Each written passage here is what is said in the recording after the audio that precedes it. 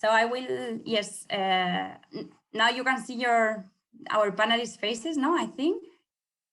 Okay, so maybe first of all, I would like to introduce yourselves. Alejo, maybe would you like to start?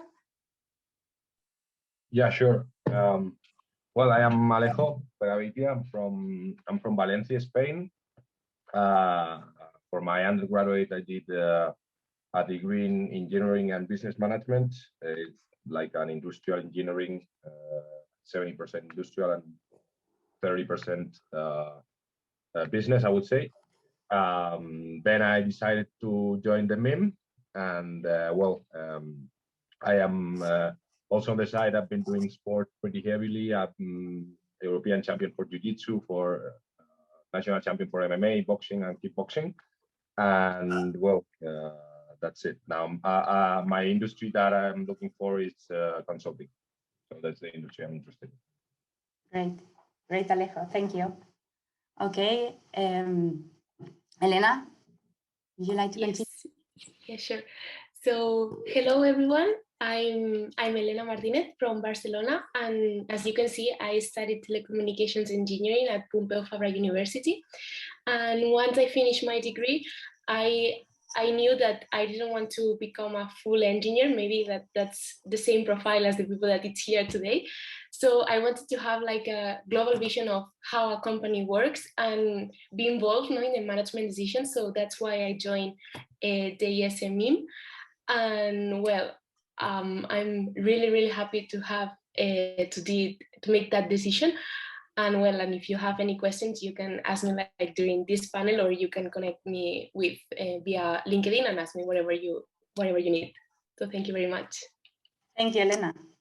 Gustavo? Thank you, Carmen. So I'm from Belo Horizonte, Brazil, but I've been living here in Spain for quite a few years already.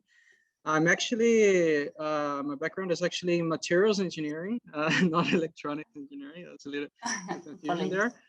But I guess the same rationale as everybody. So I co-founded several startups throughout my university degree, and I've been slowly switching to business, and this is why I wanted to complement my engineering background with management education. Thank you. Ludo? Yeah. Hi, everyone. So my name's Ludo. Most of my studies was in the UK. So unlike the other panelists, I was in civil engineering.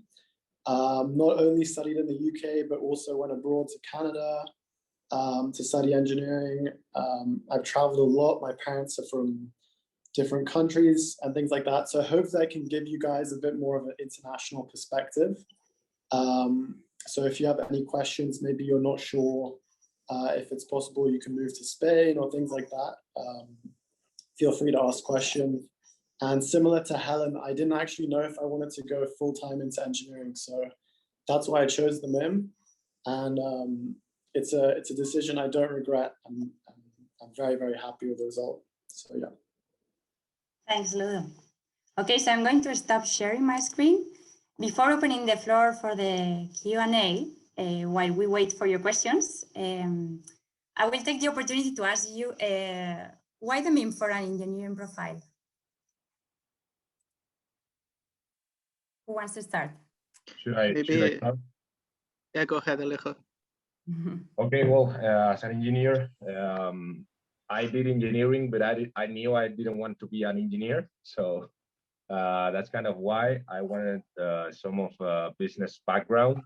I wanted to try as many things as possible. And for me, the MiM, it gave me the opportunity to engage into a lot of different areas. So here you are, you get a lot of exposure about the different industries, and you get a lot of, as many of you probably have seen in the brochure, you have like a lot of different subjects. You have from ethics to business to finance to strategy, marketing, things that I never saw in my degree.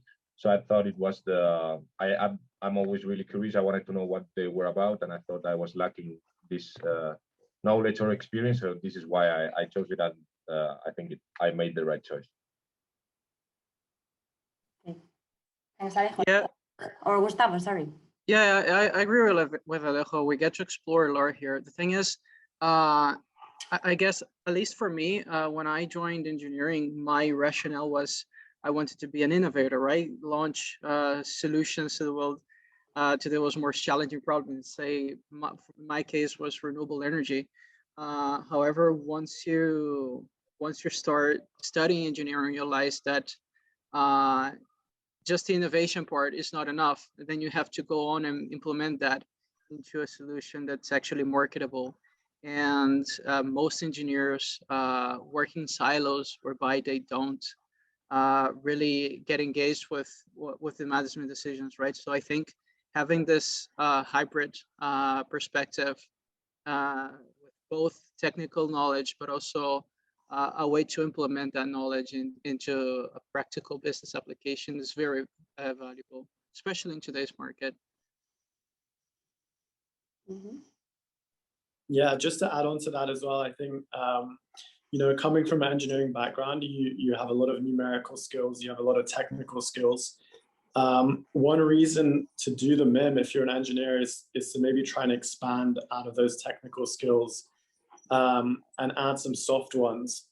So just as Alejo and Gustavo were mentioning, there's a whole range of different courses from communications to ethics, not just finance and marketing and things like that. So by adding those skills to your kind of CV and to yourself, I think it's like hugely beneficial for an engineer. And as well, those number skills are going to help you when you're doing cases and things like that. So it's really, really like a beneficial course for an engineer who maybe doesn't really know what they want to do. Mm-hmm. Yeah, and from my side, I mean, I cannot more agree with what all my colleagues said. That's why I did the MIM. And also another thing that I discovered during my time here in Madrid was all the people that you can meet and all the different backgrounds, that you are like knowing in each of the subjects. And also like we work on teams. So in each of the teams, we have really diverse profiles, and you can be with someone who studied business or someone who studied economics or someone who studied, I don't know, philosophy. So it's a lot of things that a lot of people, different backgrounds, different ways of thinking. So I think that all that helps you to build your career on. Okay, thank you all. So we have received a question. So what are the career opportunities and employment statistics of the latest class? So maybe you can share your experience of your career opportunities or your colleagues' opportunities, no? You can share with them a little bit about this. Or yes, Elena, please. Okay. Well, from my side, I started really focused. Well, I started that I didn't really know what I really wanted to do because I was a bit lost. What I was sure is I didn't want to work as an engineer, like full engineer. So after doing starting the MIM and all that, I thought that maybe consulting was my the way that I wanted to take. But at the end, I discovered, well, I'm in Microsoft Spain.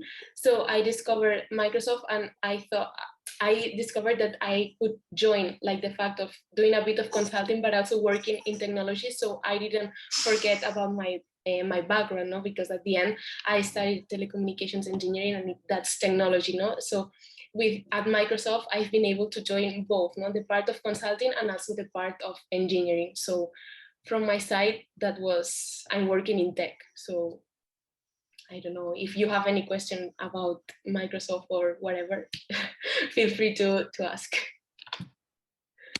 Great. Alejo, or yes, you want Yeah, to... sure. Well, about the career opportunities, as Helen, I was a little lost before the MIM. I was thinking about consulting because it's kind of the way to go when you don't know where to go. In the MIM, I really discovered what consulting was, and more concretely what strategy consulting is. So I started focusing full time on it. I got the help of there's, as you may know, there's some clubs in the MIM, and I joined the consulting club and the finance because I didn't know if I wanted investment banking or consulting. So as you may know, consulting is really tough to apply and really tough to do the interviews and the whole process. You have a lot of competition, not as other industries. So it was pretty tough. But what I got, you have the CDC, which is the Career Development Center, which helps you prepare the interviews and also gives you like a lot of information about when companies are opening positions and when you should apply. In fact, I'm joining BCG Dubai like in September. This the offer I discovered because one of the consulting members of the CDC from IESE gave me the offer and I applied to it. So that's mostly what you get from the from IESE. Career-wise is what you ask for. You have almost unlimited resources, and it's up to you to get them. Thanks. Yeah, and I mean, not everybody is lost in their career decisions. Okay, I joined the IESE knowing more or less what I wanted to do, which is working in the innovation sector, and I'm gonna join an innovation consulting company, or like most likely after July, still to be discussed. But also, the network that you get here really helps you, navigate the career options you have out there. For instance, for me, I had as another priority my startups. And at IESE, we have what we call Mentor Cloud, which is a network of alumni members of IESE that are voluntarily helping each other, with several different things. I am being mentored by an alumni from Switzerland that runs a management consulting firm and a venture capital firm. He's helping me with my startup in terms of raising capital and business development. So as Alejo said, there are a lot of resources. It is really up to you to make use of the resources. If you really use everything that's in your disposal, you're gonna get a lot of it. If you don't use anything, you're not, opportunities will not come to you, right? You have to chase them. But I think IESE, actually for entrepreneurship, IESE is one of the leading business schools worldwide in terms of entrepreneurship support. So if you're considering launching your business, keep that in mind when choosing IESE. Yeah, I think the other panelists covered it really nicely, and just to kind of add on to that whole idea of the CDC, the Career Development Center offering a lot of resources. So to give you an idea, when I got my job back in February, it was through a sort of virtual career fair, and I already had that consulting company on my radar, but the fact that they were giving the fair, like, it really helped. But as Gustavo said, you have to use the resources and really go and search exactly what you want. So yeah, I think it was covered by everyone quite nicely though. Okay, great, thank you. Okay, so are there any introduction weeks for students with a non-economic background? I don't think I mean, there isn't as far as my case went, but you don't really need it because at the end of the day, if you look at the class of IESE, you have people coming from all different backgrounds, not just people from business administration, but also all the engineers, right? I think we're 30 to 40%. I have colleagues that studied arts and philosophy, history. Those people never touched the economics before. So the advantage of the case method is that you're gonna walk through real applications of a business case, and you're gonna build your knowledge from ground up. So you don't really need to come with a prepared. Although it is true that for financial accounting, there are some introductory courses that you're supposed to take on August, just to give you a little bit of frame, because this is something that really helps. with case preparation, but in general, you do not have to come with a specific background to succeed at the MiM. Yeah, and just to add on to that, to clarify, at the beginning of the course, there is sort of like scheduled courses before everything starts. And the idea of those courses is to just get everybody to the same level. But, you know, there's been people on the course this year which have like different kinds of backgrounds which really aren't economics or engineering based. Even in the past, I've heard there's been music majors, history majors. So the idea of those courses is just to get everybody to the same level. So you don't really need to worry about that too much. Okay, thank you. Okay, I have received some private questions, but remember that you can either raise your hand or ask your questions in the chat, okay? So from your experience doing interviews, what did companies like from your CVs? Elena? I mean, from my experience, well, as I said, I'm joining a strategy consulting, so competition is really tough. So you can expect everyone to have a huge and great prepared profile, so a great CV. So you have to have some differentiator factors. First of all, I think that some of the people mostly in Europe, they know IESE. The IESE brand in Europe is quite known, so that's good. But aside from that, you mostly compare with all other peers inside the MiM, because that's what you can see.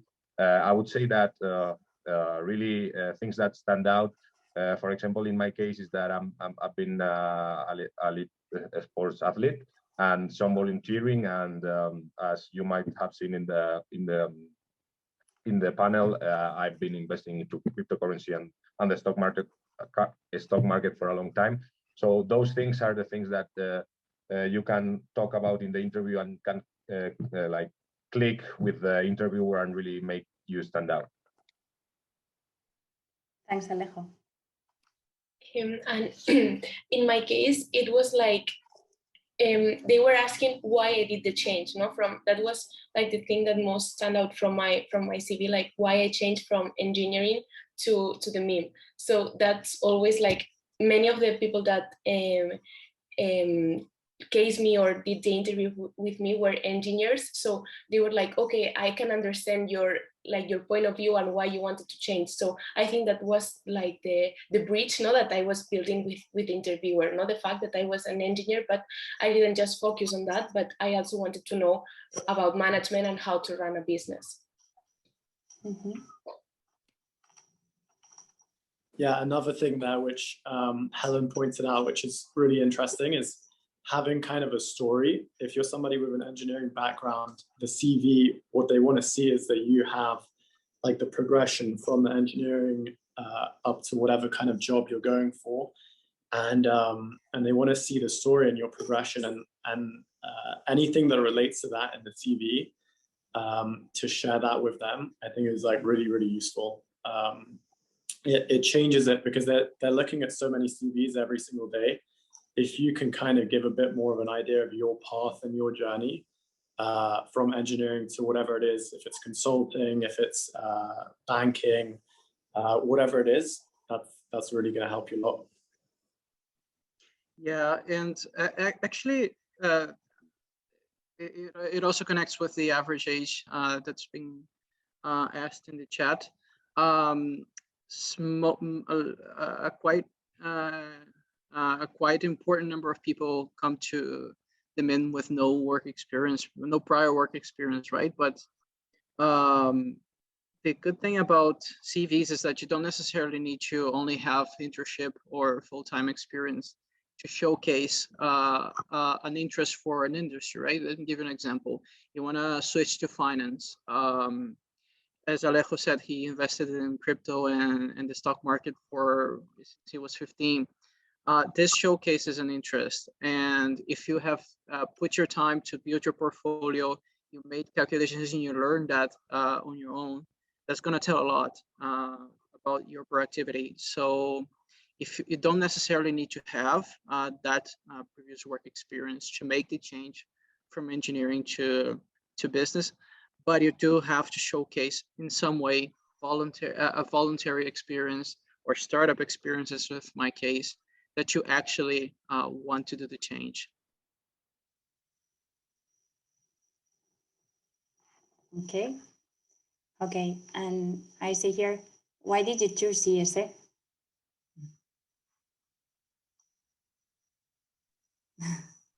I can start with that one if I can start on that one. Yeah. So for me, I had a job set up in the UK, and actually it was an engineering job. And once the COVID kind of crisis arrived, for me it was a big reshuffle and thinking exactly what I wanted to do in my life. And for me, it was always a goal to go to business school, and because the MIM is a very generalist course, I always thought that it could kind of offer me lots of different kind of modules, so marketing, finance, communications, or a broad range of stuff. So I would be exposed to different areas, and from there I could kind of make up my mind. So that was the main reason I joined IESE. Not to mention the name as well. It's a very prestigious university, ranking #1 in the FT for the MBA. The MIM program is too young right now to be ranked, but I'm sure it's going to be up there in the years to come. So that was another factor for me. Gustavo? Yeah, well, for me, it wasn't just about the rankings. So as most of you probably are, I applied to the top business schools for pursuing my MIM, and I actually got several acceptances. I'm not going to drop names, but some are in Paris, some are in London. But in the end, I went with the IESE because I think what we have here is very special. So you're not going to be in a class of 400 students that you don't know each other. I know every single person here in the MIM. The connection with the professors is very close. I can book a meeting with my business valuation professor, Matt Padilla, which, by the way, is co-head of the MBA in Barcelona, and he will be happily willing to join me for a coffee to talk about finance things. And I think this and the values of the school, again, we want to make a positive change in society, and you really find that embedded into the DNA of IESE.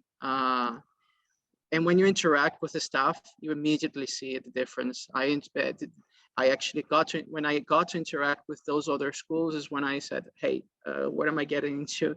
I don't want to spend 1 year and the rest of my life, because at the end, when you become an IESE, you're going to be IESE alumni for your life. You don't want to have something that's not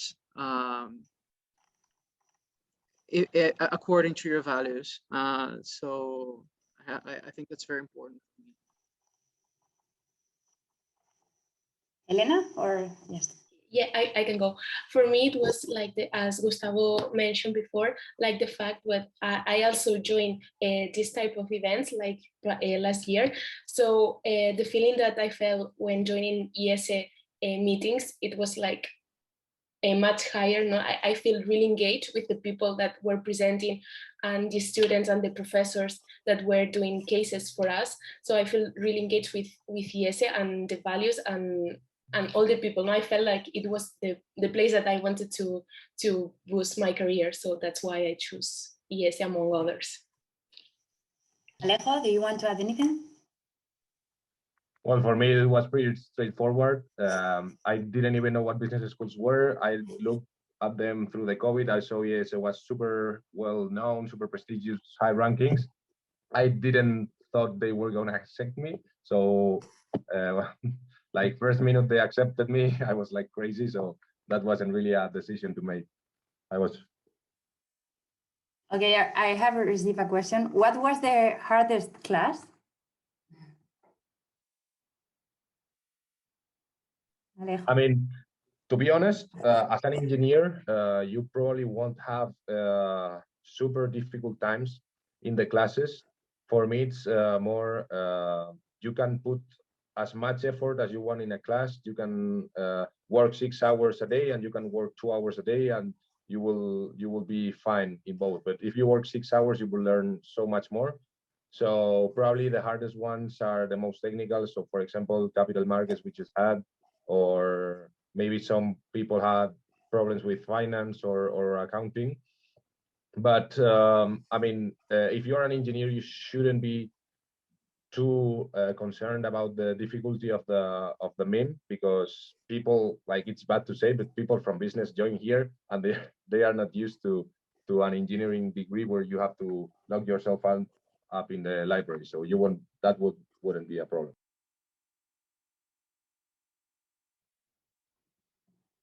Ludo? Yeah, no, I agree with Alejo. I think if you're coming with an engineering background, you will have been already exposed to a lot more technical subjects. So from that point of view, I think it's completely fine. And, you know, there might be things like, I still remember at the beginning, there was accounting, which I struggled a little bit with. I've never done that sort of stuff before in my previous degrees. But if you're willing to just put in a bit of time and you have that numbers background, there really shouldn't really be any courses that are too tough for you. Okay. Gustavo, were you about to say something? Yeah, I was thinking about this question. I can agree with all my colleagues. It's not going to be difficult if you come from an engineering background. I don't know if it's well that we say it, but that's the reality. When you're exposed to numbers, we tend to perform better. Maybe the more strategy related subjects might be harder if you don't have a business, if you've never been exposed to business concepts. So for instance, marketing management or marketing implementation, it can get difficult if you don't have those business concepts in mind. But again, it's just a matter of really putting effort into it, and it suddenly doesn't become a problem anymore. So I think you shouldn't be concerned on that. Mm-hmm. Great. What else? Okay, Elena, do you want to add anything or? I think that everything has been already said. The one that I struggled more was accounting at the beginning, because it was like in the first period I have never done accounting, so I think it was not difficult, but it was like getting used to the master, living like all the things that were involved together with the master, you know. So maybe I struggled a bit more, but not because of the difficulty of the subject, I would say. Okay, good. Okay, one question from Arjan. Since it's a 1-year course, do you find it hectic? Well, as I said, I don't find it hectic because most of the subjects I enjoy. But yeah, there's sometimes that you don't have, as you may know, you have 5 periods in the MIM, so you don't have a lot of rest between periods. You are used to university where you have the first semester, then Christmas, and then the second semester, so you have like 15 to 20 days off, and then outside of exams, you have like a lot of days between exam periods. So here in the MIM, there's like times where you feel like, okay, I could use a little holiday, like maybe 2 or 3 days.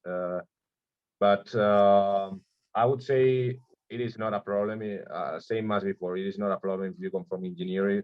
But yeah, there have been a couple of times from period to period that you finish exams and next Monday you are already starting the next period, where you are kind of, you need that change of mood, and it doesn't have it. You are used to getting a holiday and you change the mood in the holiday, but here it doesn't happen in every term. So that's the only thing I could say about it. And Yeah. I would also be, sorry, Gustavo. No, go ahead, Anna. No, okay, so adding up to what Alejo was saying, I would also say like interviews, because then you don't have any interview, and then in the same week you have like 3 or 4 interviews, and then you also need to prepare the cases. So in that terms, you struggle a bit, but then you have to prioritize. But I would say that you have peaks of work, peaks of teamwork, exams, interviews, and you need to manage all that. But I think that it's part of the learning process of the MIM. Yeah, exactly. So look, Arian, and to anybody that might be concerned on that, this is a business master. So one of the huge things about business is prioritization. So you're gonna have to learn to divide your time between your case preparation, your interviews, in my case, my startup duties. So it really takes a little bit of time to get used to the workload. There is a lot of workload, but once you start getting the hang of how to prepare cases, how to have right, usually I ask my colleagues to give me an executive summary. You're gonna get used to that. Once you start getting that the hang of it, then it becomes manageable. The first maybe 2-3 months can be intense, the adaptation months that we call it, but then it becomes manageable. But it's about that. It's about learning to prioritize. I think that's one interesting learning point in the master, of course. Okay, Ludo, do you want to add? Yeah, I mean, just to add to that, a lot of the course is to do with you know, the case method, and most courses have a participation grade. So unlike maybe previous university experience where you can just show up to a lecture and kind of cruise by and not really doing anything, you do need to prepare some cases. And as Alejo said, you can kind of choose how much time you want to allocate to that. At the beginning, it was a bit hectic, but later on, I guess you begin to realize which courses you like. Maybe you spend a bit more time on those and adjust accordingly. And that ties into what Gustavo was saying about just prioritizing everything you got going on. And that in itself is something else that the MIM really teaches you how to do. So, yeah. Okay. Another kind of question. What is the best part about living in Madrid?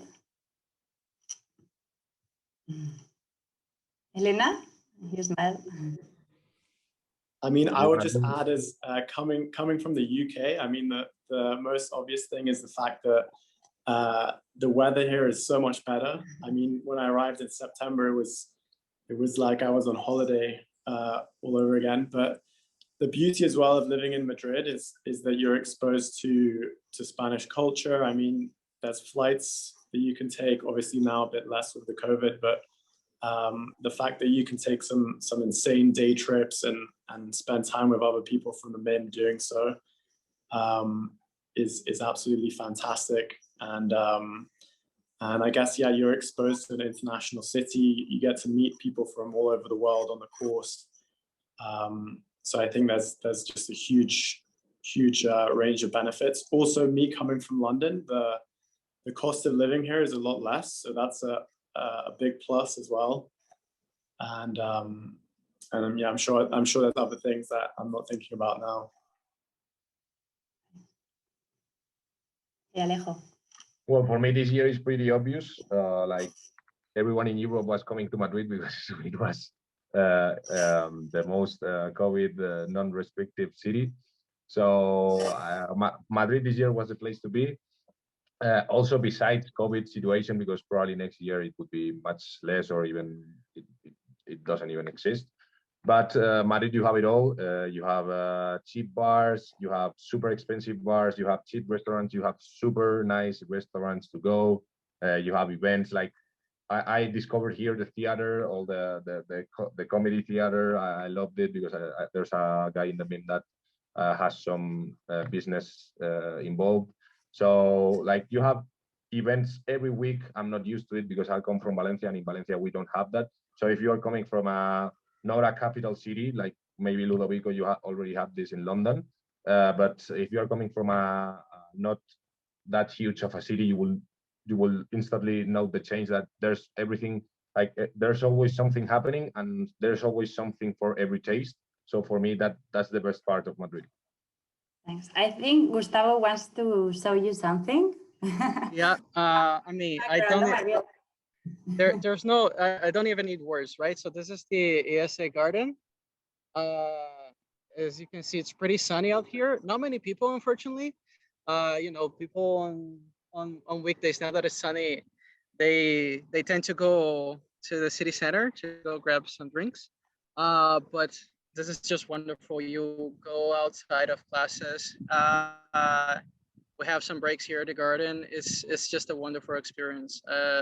There's I don't even need to say anything else, I guess.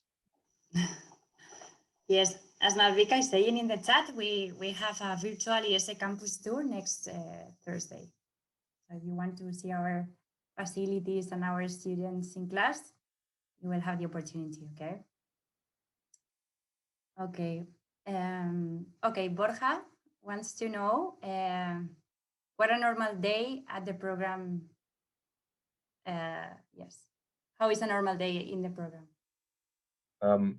Well, it changes from like now it's a little change because we are finishing, and regarding the last question that I saw in the chat regarding a thesis, a master thesis, we are doing that, and we are on the tracks which you have to decide between finance, strategy, or data. So the day now is kind of different. So I'm gonna tell you like what most of the year looks like. You basically, as you may know, you are assigned to a team, and you have team meetings every day with your team, usually 6 to 7 people. So you have a class like first thing in the morning, then you have a meeting with the team, and then you have another class, then lunch, and then another class. And you are usually out 3:15 in the afternoon, which is really good. And from here, from my experience, what I do, it's I go home, I relax, I go train, and then at night I do the cases or whatever I have to do for the day. So if I have to do more things than the cases, I just don't train or do things in the afternoon.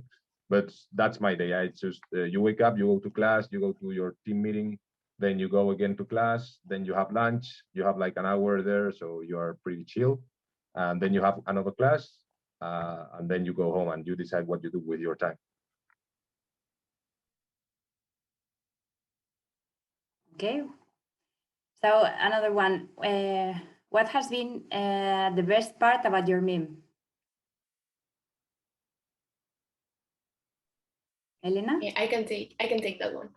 So for me, it was all the learnings that I took from the classes and of course from the professors, because the professors that you are gonna have are amazing. They have amazing backgrounds, and all what like most of them come from like they work. So like bringing the insights from companies, I think that you really learn from that. And also about the people that you are surrounded by, like your classmates that then become your friends. And all of them are like real cases to study, because all their backgrounds and all what they have done, it's pretty amazing. So I would say like the professors and your friends, the people that is in the MiM. Gustavo or Alejo, would you like to add anything? I can take it. For me, it's kind of what Helen said, the people. So the environment, for me, I haven't never been in such a, like, I consider myself to be very, very ambitious.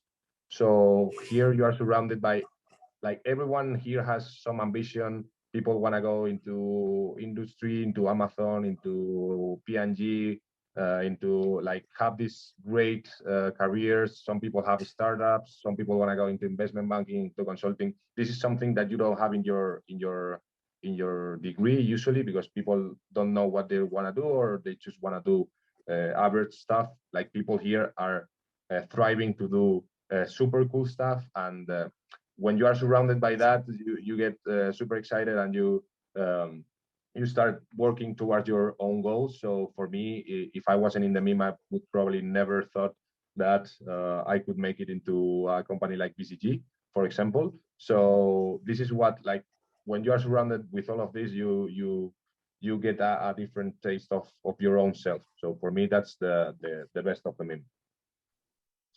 Yeah, I couldn't agree more. And I think being in the right place plays a huge factor if you're looking for success. And the IESE is definitely the right place with the right resources. And I think you can achieve professional success outside of IESE. Well, many people have done that, obviously, but the difficulty of and the probability of doing so is much lower, whereas compared to having an umbrella organization such as IESE that will help you getting there. Yeah. Yeah, to add on to that as well, I think the best thing is definitely the people, but I think also the exposure to people and the exposure to a lot of different things. So, I mean, you're exposed to, we mentioned before, the CDC, you're exposed to people of different backgrounds, you're exposed to a whole range of cases, and all of those things kind of open your mind up to new ideas and maybe helps you decide exactly what you want to end up doing, or maybe even gives you an idea of like a business that you want to start up or a trip that you want to go on, and things like that. So you're always being exposed to these new ideas, and that's definitely one of the best things about being here in this kind of environment. Okay, thank you. So I don't see any more questions. I will give you a minute just in case you think about anything else. But meanwhile, I would like to ask you, what advice would you give someone that is applying now? Let me take that one, if you will. Oh. I know this is stereotypical, but be yourself. I think that's the best advice you can be. I talked with people interested in joining MiM, and you can spot from minute zero, from the first minute of the call, if they're trying to pretend someone they're not, or otherwise. And I think this is an important advice, not just because you want to be. You not only do you want to be accepted, but you also want to be accepted in the right school, right? So if you portray yourself as somebody you're not, maybe the fitness will not be there for you either, right? So I think, and when you start interviewing for companies, it's going to be the same thing. You want to be yourself. You want to really be true to your values and to what's important to you, because that'll help you really understand if you're in the right place or not. And yeah, I think that's the most important advice. And obviously, not only being yourself, but knowing how to reflect yourself, right? So take time to take some introspection about what's important to you. Write that down your paper, following a star structure. You probably heard that already, but I think being able to reflect that and doing so is very important for you and for the admissions team. That's very good advice, Gustavo. Next. Yeah, and I would add, don't be nervous, because the people that is in front of you, like in the Zoom or like face to face, I don't know if you are doing the selection process like face to face or only like via Zoom, but don't be nervous, because then you can really stand out what you want to share with the people that it's in the other side, and be yourself. Basically be yourself and don't be nervous, because at the end, if you want something, like, you already have prepared for that, and just let it go. Great, thanks, Elena. Alejo, Ludo, one advice for someone joining the IESE MiM program in September? Joining, well, I would say now I will answer the questions in the chat after, so don't worry. Well, I would say just find an equilibrium. You have 3 things to do in the MiM. One is academics, the other one is finding a job, and the other one is socialize. So if you are able to do the 3 of them, you will have this has been the best year of my life, I could say, even with COVID. And I have some good years, so that's something to say. So you can, like, as Gustavo said before, prioritize. So yeah, maybe sometime you just want to go for drinks with your peers at IESE, because at the end of the day, the people from here that you are going to take for your life, it's going to be one of the best assets that you will have. You also want to really take a lot of advantage from the academics, from the professors, from the material, because as said before, you have almost infinite resources. And as soon as you realize that, better for you, because for me, it took a while to realize that. And now I feel like a little bit stupid because there was one period that I didn't really like took advantage of it. And then also the work, just don't forget about the job search. Don't forget about your objective. So why are you here? Because there's like you should work towards it. Like from the start of the MIM, you should already be like, okay, this is the companies that I want, and I work on this. And IESE is gonna, like, if you, the thing is that if you have this clear, you have the resources to do it. So if you have, if you know you want to join Microsoft from September, you will have the resources. You will be able to network. Like people in IESE will take care of you and will send you some profiles for some people for you to talk. So really balance the three things and enjoy the year.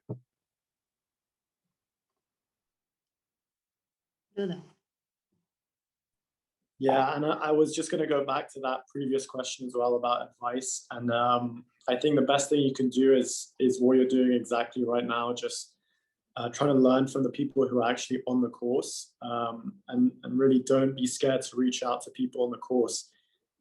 Everybody would really be willing to share their opinion and explain to you exactly how they feel about it.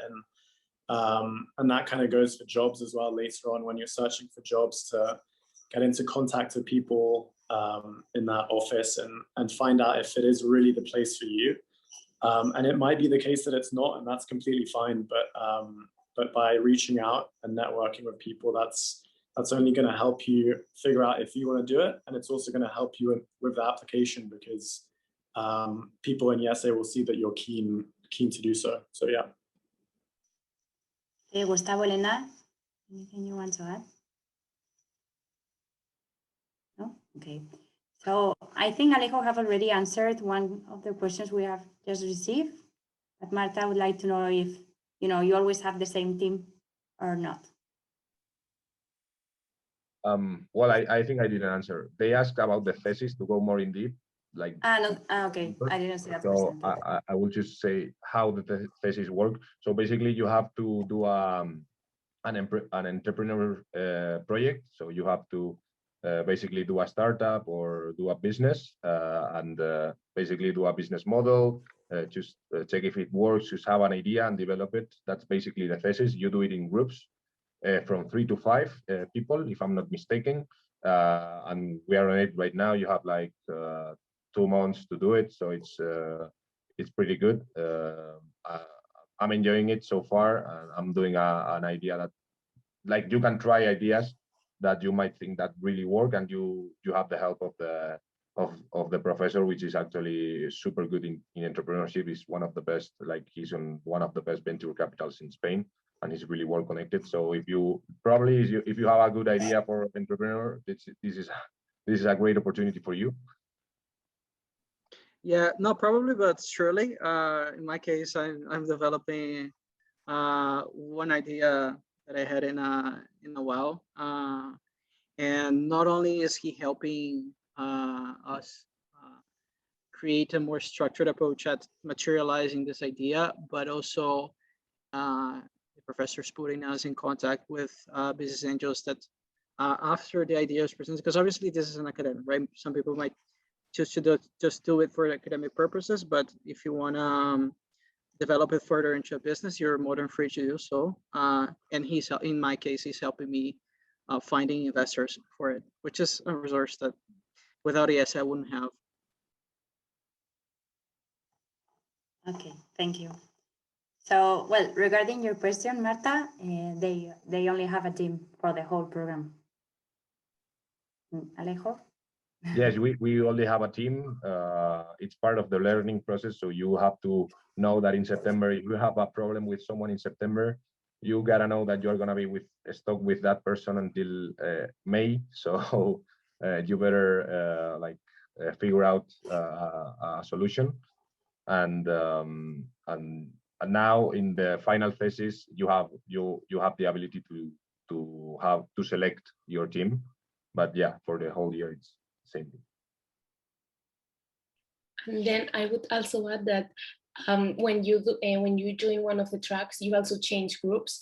So you are not only working with the team that you have been working the whole year, like also in the last period, you are working with the team that you have been working the whole year, and then you have new groups, a new group for some of the subjects of your track, and then you have the group for the final thesis. So you are working with 3 different teams at the same time.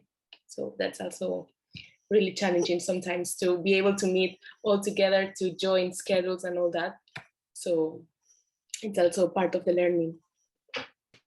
Okay, so thank you again, Alejo, Elena, Gustavo, and Ludo for joining us. You know how useful your experience is for those who want to pursue the MiM. So we really appreciate the time that you have spent with us today. So before we finish, let us share with you our upcoming events.